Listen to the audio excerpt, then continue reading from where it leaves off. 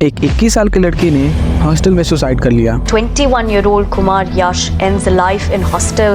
India में हर 4 minute में एक सुसाइड हो रहा है। हर 1.5 घंटे में कोई ना कोई स्टूडेंट सुसाइड अटेम्प्ट करता है सर। लोगों को सुसाइड एक बेटर ऑप्शन लग रहा है। आखिर क्यों इतने तेजी से सुसाइड केस बढ़ रहे हैं? Student suicides have doubled that rate, growing by 4% each year. Suicide case suicide.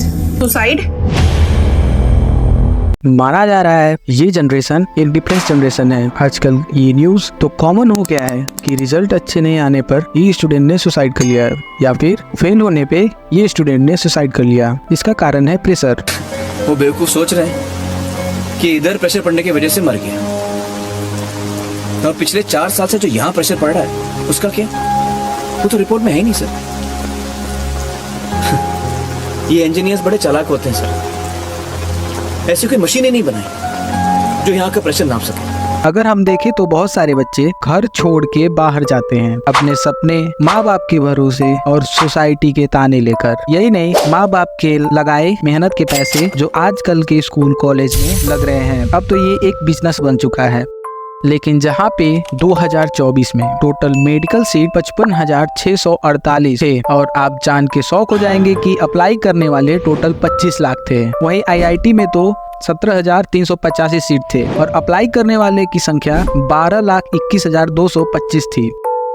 अब ऐसे में बाकी बच्चों के सपने तो टूट ही जाते हैं, और कुछ तो एग्जाम के स्ट्रेस में और कुछ इंडियन सोसाइटी के डर से ये सुसाइड कर लेते हैं। 10 लाख बच्चे बैठते हैं, 10,000 बच्चों का सिलेक्शन होता है, 9,90,000 बच्चे,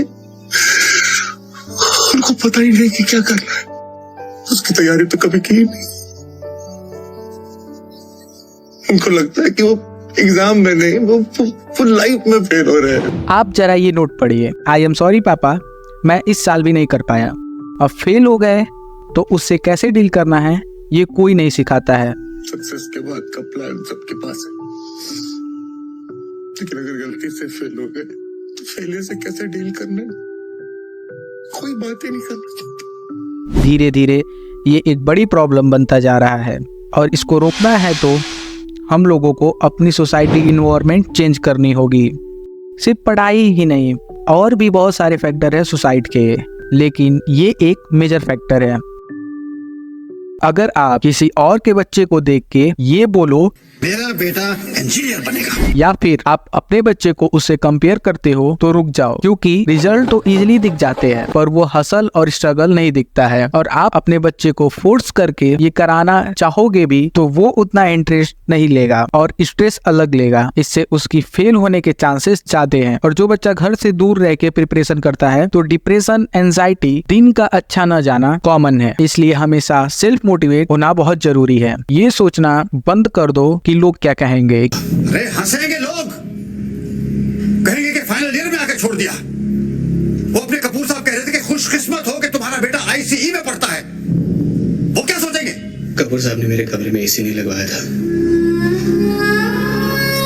मुझे आराम से सुलाकर वो खुद गर्मी में नहीं सोए थे।